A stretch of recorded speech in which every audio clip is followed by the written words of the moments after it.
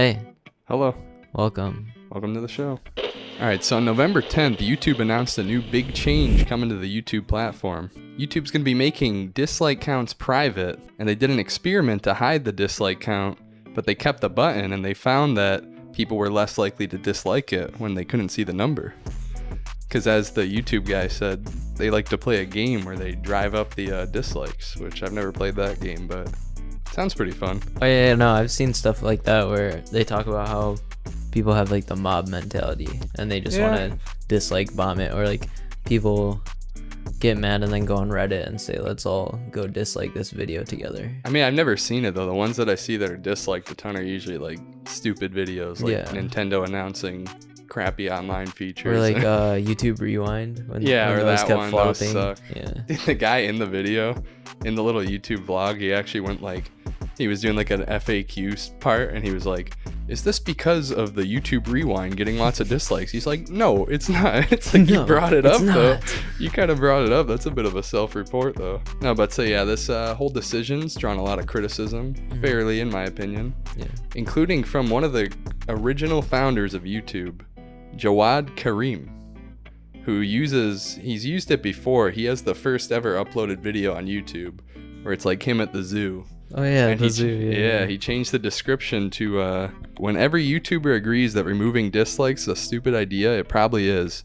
Try again, YouTube.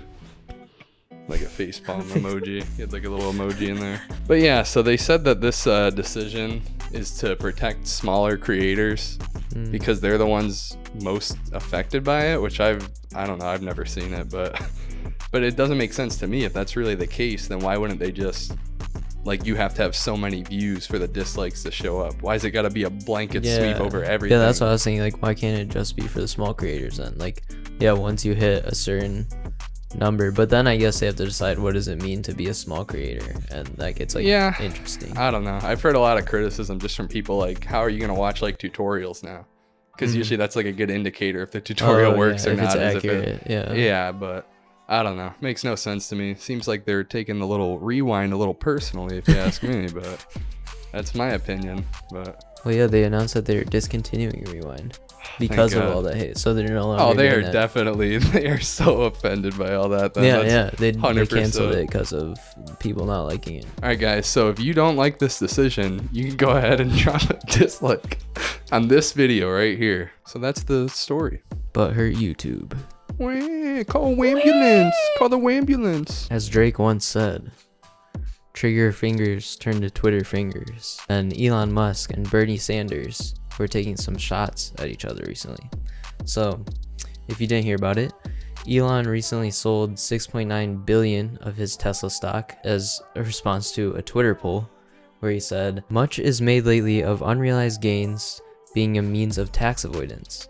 So I propose selling 10% of my Tesla stock. Do you support this? His poll was supported. Yeah, kind of weird. And then he sold it because people voted yes. Epic meme. Yeah, and then Tesla stock took a 15% dip right after that.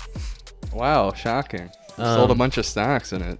And yeah, so the dip. Wow. The whole, the tax avoidance thing is controversial because the wealthy pay extremely low taxes compared to like what their actual gains are, and it's because of how they report income, which they do the loan trick. Includes dividends and stock sales and loans, which are taxed at max usually around 20%, right? The usual income rate for the ultra wealthy is usually right around 37% max, right? So on income, which they report like 100,000 a year. Yeah, and when they have like, when they're worth like billions and billions and billions, they usually take a very small income because they're the CEO doesn't make that much. A week after Elon did this little tax Twitter poll thing, Bernie Sanders tweeted, "We must demand that the extremely wealthy pay their fair share, period." I'll do that in Bernie voice if I could, but we must demand that the ultra wealthy pay their fair share. Exactly, period. And Elon tweeted back to him, "I keep forgetting that you're alive." And then got him. Take that, boomer. And epic then, meme. Okay, how much do you think is fair? Does 53% seem reasonable? Is that what Bernie said? Or No, that's what Elon's Elon said. still talking. Kind of taunting him. Musk only paid less than 70K 2014, 15, 16, 17, and then he paid zero in 2018. And of his total income, he's paid 455 million in that time out of 1.52 billion. Like that's his actual gains. Yeah, that's not just his little. reported income. And that's a rate of 3.2% from 2014 to 2018. So Seems pretty fair. Pretty controversial That's stuff. fair. Taking shots at each other on Twitter. It's like less than tax Yeah, what's your or opinions? sales tax. What's your opinions about wealthy people and all their piles of money? Let us know in the comments. Go ahead and drop a dislike if you agree with Bernie Sanders. All right, guys, this is a big news story, fresh off the presses. This is a breaking news alert. A New Zealand couple has found a large potato, and not just any large potato, a very large potato. Extremely large. Now, Colin and Donna Craig Brown found a potato weighing about 17.5 pounds in their garden. That's a big potato. We'll throw a picture up here. Look at that That's potato. like a child. Oh my god, that's a huge potato. Look at that. Whoa. Wow. So they named the potato Doug. And What's up, Doug? Yeah. Shout out, Doug. Yeah, it's a good name for a potato. And he started to lose weight apparently though. Oh. And he's also getting moldy, even though they keep him in the freezer most of the time. It's being overweight can lead to a lot of health problems, Doug. So That's not true. All right, so this is kind of abusive in my opinion to Doug. He doesn't deserve to be in a freezer. I mean, I don't know what he did. He's not just a little token to be showed around like a dog show. just 'cause he's a little bigger, Yeah. You wouldn't say that. You wouldn't say that about him if he was wearing the same outfit and he was a little skinnier. Yeah, when I was even bigger than I am now, I mean, my parents used to put me in the freezer and only take me out when we had guests over to look at me too. Shout out, But Doug. Colin, one of the people who found it, is an amateur brewer, and he wants to turn Doug into potato vodka. I think this is just terrible. Doug deserves much better. Drop a hashtag free potato drug. Free potato drugs. No. Free potato Doug. Hashtag If you free want potato free Doug. potato drugs, put on. Say Also, that in the comments. Drop a dislike the size of Doug on this video if you Yeah, support massive. Doug. Please. Free potato drugs. Nope, that's not what I said. Yep. In Harry Potter news, the cast of Harry Potter is coming together for a new special set to premiere on HBO Max this January 1st. Let's This go! coming January 1st, Let's go, mate. And the big stars, Daniel Radcliffe, Rupert Grint, Emma Watson, and many more. I'll put the list up. Many more are set to return for this special that will, quote, celebrate the unparalleled legacy of the Harry Potter film franchise and its indelible impact on the hearts, minds, and imaginations of families and fans around the world. Yes. But you know who's not invited? Who? The author of the books, J.K. Rowling. No J.K. Rowling? No J.K. Rowling. She's been a little. Yeah. She's been a little crazy. And we know lately, why. kinda. We know why. It's because of all the controversies. So who's like in charge then? Well, Harry Potter? the HBO like producers. Oh, and stuff. okay. They're. But They're British? Are they British? I don't know if They they're need to British. know like the British culture for the show to be good. I don't know. It's a serious question. I don't know if they're British. You should have done the research on that. J.K. Rowling is not included. And she said some insensitive stuff towards transgender people, Yeah. and I believe that's what they call a TERF. yeah, I think she was part of that whole discluding trans people because like not believing in it or whatever. She was saying like that's like the whole TERF thing is like transgender rights takes away from women's rights because now in their minds men are pretending to be women. Oh, That's like their whole idea of the world. They're like, they're not real women. They don't deserve feminism. Yeah, and she had, a series of tweets that was like pretty controversial. And Daniel Radcliffe actually addressed these, and he said, transgender women are women. Any statement to the contrary erases the identity and dignity of transgender people and goes against all advice given by professional healthcare associations who have far more expertise on this subject matter than either J.K. Rowling or I. Shout out Harry Potter. Shout out Harry Potter. The chosen one. All right, guys. Big NBA news. Kyle Kuzma has destroyed the Cleveland Cavaliers after an insulting news graphic. Kyle Kuzma played in Cleveland last week. He's now with the Washington Wizards, the basketball team. Yeah. That's the team that he plays for. Okay. And so the news station took a shot at him during his post-game press conference, a local Cleveland news station.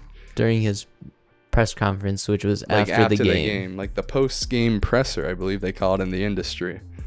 But yeah, so they put a little caption under his name that said, "Won an NBA championship thanks to LeBron James." And this is on TV, local TV. Yeah, which is kind of true. But so pictures of it surfaced on Twitter. I believe like ESPN posted it. And Kyle Kuzma responded with a big-time diss. Woo! Oh, man, he got him. Shots fired. Ba, ba, ba, ba, ba, ba. And I got some facts to back it up. Kuzma's right. The Cavaliers have only won about 31% of their 791 games without LeBron James since the year 2000, with 0 playoff appearances. And with LeBron James, they've won 62% of their 899 regular season games, including 9 playoff appearances, 5 finals appearances, and 1 finals win. Kuzma. Which, you know, LeBron's pretty good. He just can't win the finals. I don't know. But things are looking up for the Cleveland Cavaliers. They do have the tallest player in the league, Taco Fall. Okay. So yeah, there's some real bright horizons coming. They got a bright future. Not. In North Korea news, Kim Jong-un, who's approaching his 10th anniversary as North Korea's supreme leader, he made his first public appearance in a month, 35 days, visiting the city of Samjian. And it's a state-developed model socialist utopia, which is one of those cities that they built just to prove that they're thriving to their own people. Despite one of the empty ones with like 10 people. Exactly. They're all government officials. Yeah, and I mean, I'll put the picture up, but you can see like it looks like it's like a cardboard city. Like it just looks like exactly like those scenes from The Interview. They should send Bernie Sanders there. That's what socialism gets you, brother. So Kim's trying to show that they're still thriving despite all the nuclear sanctions against them for continuing their nuclear program. And he's basically attempting to like cement his legacy as like this divine ruler, because you know there's all this mythology around their family bloodline, and you know it's very important in their culture. They're considered gods in their culture, I believe. Exactly, yeah. And so he's trying to sort of cement that legacy.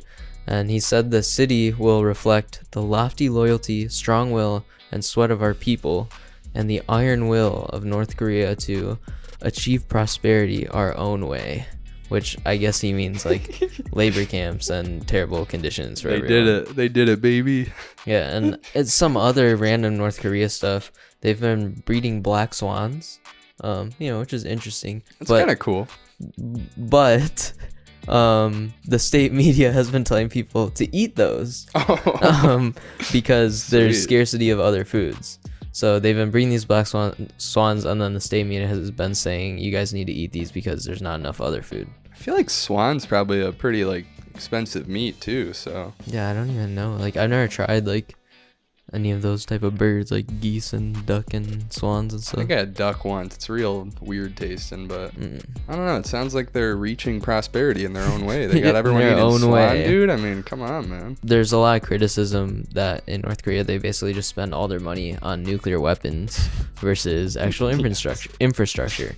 So yeah, that's where we're at with North Korea. Yeah, they seem to be doing pretty good. I'm glad to see they're doing so well. The show's not over yet. We got the fan story of the week. I'm excited. Let's go. Yeah. So I was like studying for an exam, and I had to go to the bathroom, and then. Are you kidding me?